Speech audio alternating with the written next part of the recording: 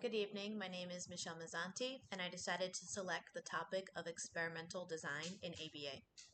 Group research designs are not ideal for use with individuals with disabilities because they do not account for individual differences. Single subject designs, however, are designed based on radical behaviorism, which states that behavior is unique to each individual and that behavior is dynamic and continuous. Therefore, the single subject research design is the preferred method in ABA and is used to establish evidence-based practice by identifying whether a functional relationship exists between the dependent and independent variable conditions through the following principles.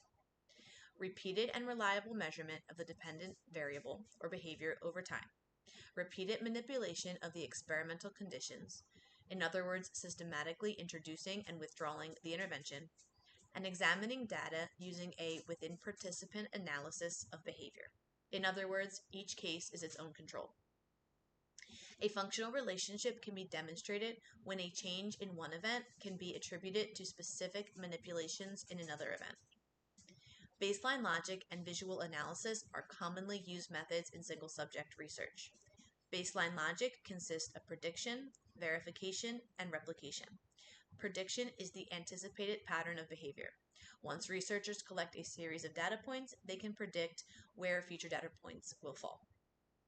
Verification is the strategy of confirming that baseline data would not have changed if a treatment condition were not introduced. This is accomplished by removing the treatment in reversal design or extending the baseline for other individuals in multiple baseline designs. Replication is demonstrated by the treatment being repeatedly introduced and obtaining similar results each time. Visual analysis is used to analyze single subject research data. Typically, one will look for predictable baseline responding within 10% variability. Analyze in-phase patterns of responding, including variability, level, and trend, and compare data across phases to determine the immediacy of effect, overlap, and consistency of data patterns across similar phases. Cook et al. Discuss how the practice of open science aims to promote transparency, openness, and reproducibility in research to attempt to offset potential drawbacks of single study research. First, researchers make important decisions based on data. Yet, these decisions can be influenced by a desire to demonstrate positive effects. Second, researchers may change things in the study like the hypothesis, number of participants, or the dependent or independent variables, without reporting these changes. This goes back to the author's point about the importance of using open science to give consumers a full and accurate picture of the research findings.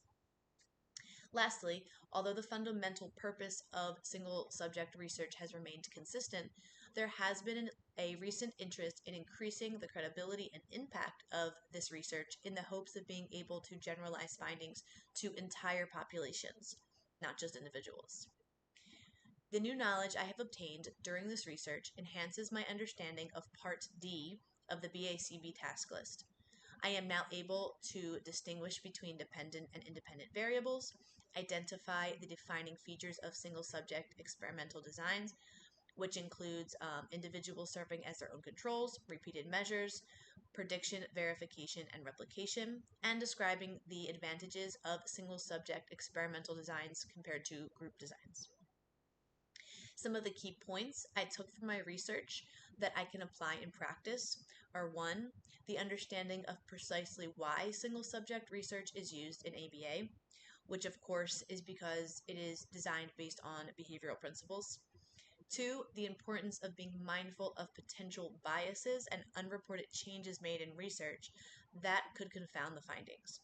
It is important to bear in mind that one could be led to believe an intervention is more effective than it actually is based on the reported results. And 3, single subject research expands and improves, the potential to be able to generalize these findings to entire populations could be transformative for the field of ABA and is certainly something that I will pay close attention to. Thank you.